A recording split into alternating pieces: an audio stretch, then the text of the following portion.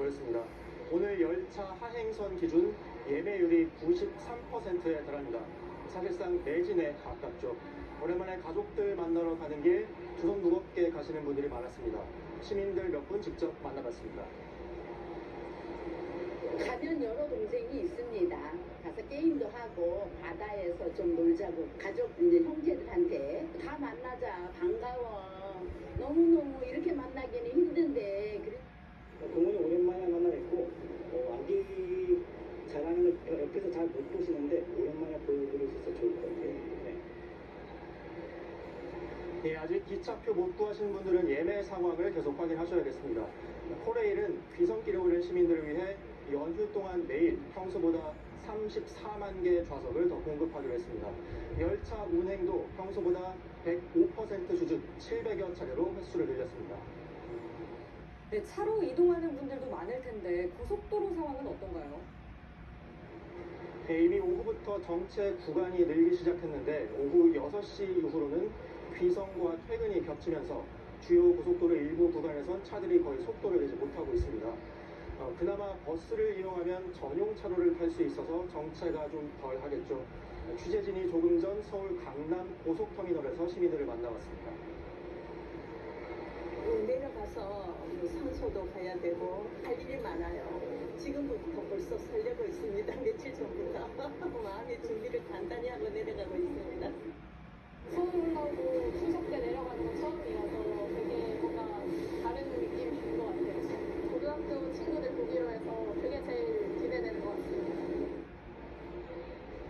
예, 국토교통부는 연휴 기간 3,695만 명, 하루 평균 616만 명이 이동하고 이 중 88%는 승용차를 이용할 걸로 전망했는데요.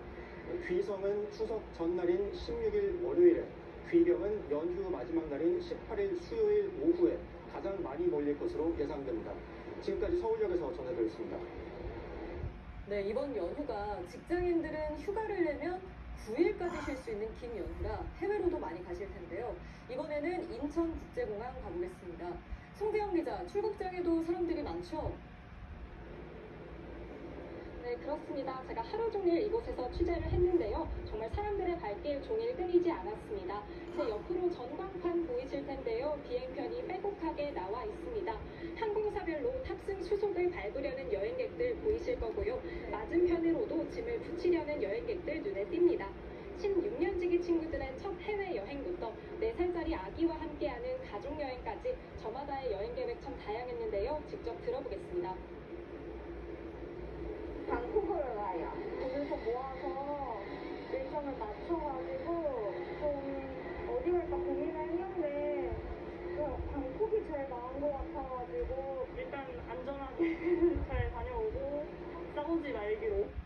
베트남 다낭 가려고 하고 있고요. 수영장고요. 그다음에 뭐 좀 덥기는 하지만 여러분들 돌아다니면서 가족들과 좋은 시간 가지려고 하고 있습니다. 두 번째 여행인데 뭐 잘 같이 다녀가지고요. 지금 오늘도 기대를 하고 있습니다.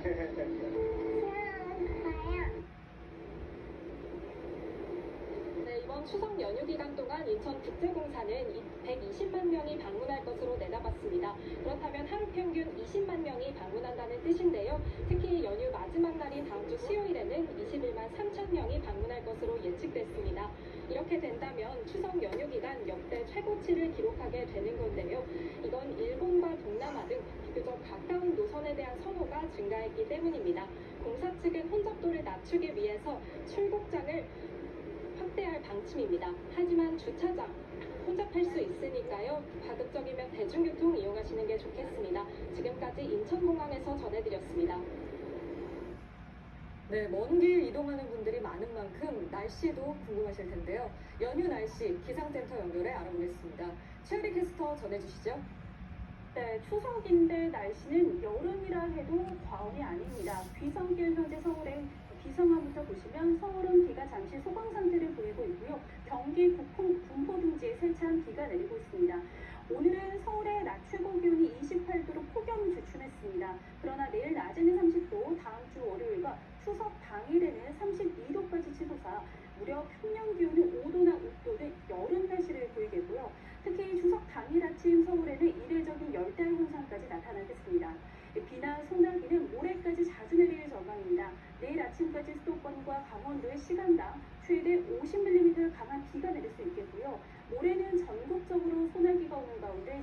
경상권 해안에는 최고 80mm의 많은 비가 내리겠습니다. 추석 하루 전날에는 남부지방과 제주를 중심으로 비가 오겠지만 추석 당일에는 날이 점차 갤 것으로 보이는데요. 한과의 보름달은 구름 사이로 볼 수 있을 전망입니다. 한편 13호 태풍 버빙카는 다음 주 월요일쯤 중국 상하이 남동쪽에 상륙할 뒤 소멸할 것으로 보입니다. 그렇지만 이 태풍이 남기고 간 뜨거운 수증기 때문에 우리나라에 폭염을 더 기출될 것으로 보이고요. 우리 바다에도 영향을 주겠습니다. 내일부터 짙은 보라색으로 표시가 된 제주와 남해상을 중심으로 최대 5m의 거센 파도가 일 것으로 보여 조심하셔야겠습니다. 지금까지 기상센터였습니다.